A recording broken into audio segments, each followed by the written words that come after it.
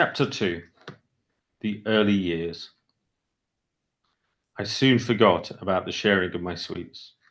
The innocent, kind, generous, and happy young Ankush became a distant memory. The first big shift happened when I was 6 years old.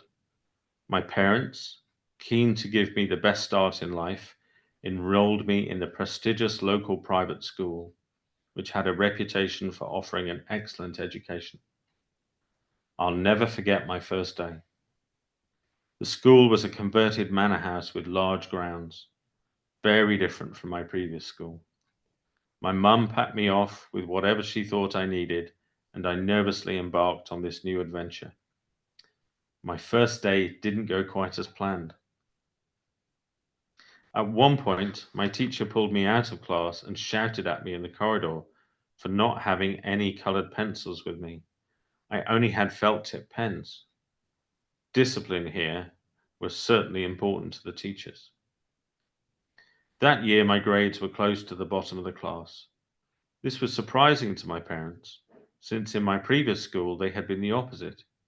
In fact, the teachers at my old school would complain that I finished my work too quickly and bothered the other children. I still remember my old head teacher wishing me well when I left to go to the private school. That first year of my new school, I'm sure I wished I could go back. For the next 5 years, it seemed my life had only one goal: to pass my 11 plus entrance exams, which determined whether I would go to the local comprehensive school or whether I was clever enough to attend a selective grammar school in Birmingham. The ultimate aim was to pass the exams to attend a selective independent school deemed one of the top in the country. To that end, I received private tuition on top of my schoolwork to ensure I got the grades I needed. School life wasn't much fun. There were 24 children in my class, and I still remember when one kid had a birthday party where he invited the entire class but one, me. Perhaps that's why, years later, I tried so hard to be popular. I hated that feeling of being left out, of not being good enough and not belonging. I don't want to give the impression that life was terrible. I had a family who loved me, parents who wanted the best for me, and a few friends at school as well. Plus, my grades started to improve, and I eventually got into that prestigious school I'd been striving towards.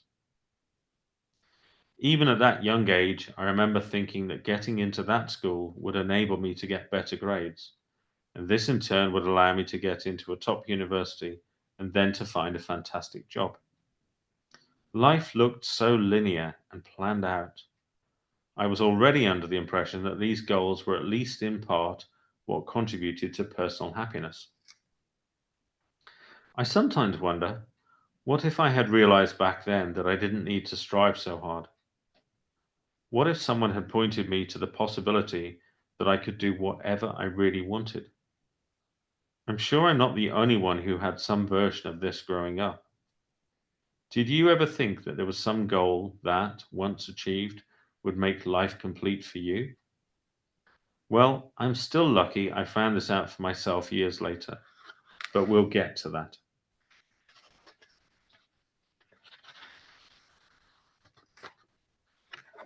It really does look, doesn't it, like happiness can be found in getting good grades or getting a top job or even just getting through the day, actually. I remember years ago when I was working in my previous line of work and having what I found at the time to be quite a strange experience. One day I was in a meeting and I came out to go and get a coffee, and it was one of those days where everything just seemed to be going well. It was all brilliant.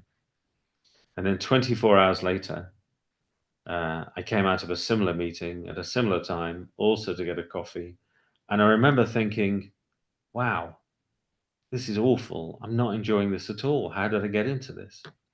And at that moment, I realized that I was having totally different experiences of the same thing, of the same job, with almost no difference. And that's how my journey into this work started. I was confused by that because I think I'd worked on the assumption that if I did the right things, got a good job, worked hard, then I'd be happy. And the truth was, I wasn't overly happy.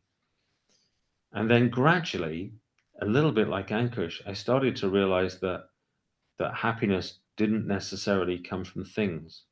It didn't come from jobs and money. And also, it didn't come from not having those things, from not having a job or not having money. It wasn't that either. So there was something else at play. And that's when I really started to get interested in how the mind worked and what was happening for me. So, in your reflection on that chapter, start to look at where there are areas of your life where perhaps you think that material success, maybe possessions or achievements or approval from other people, maybe that's where you're hiding your own happiness. Let me know in the comments on Facebook. See you next time.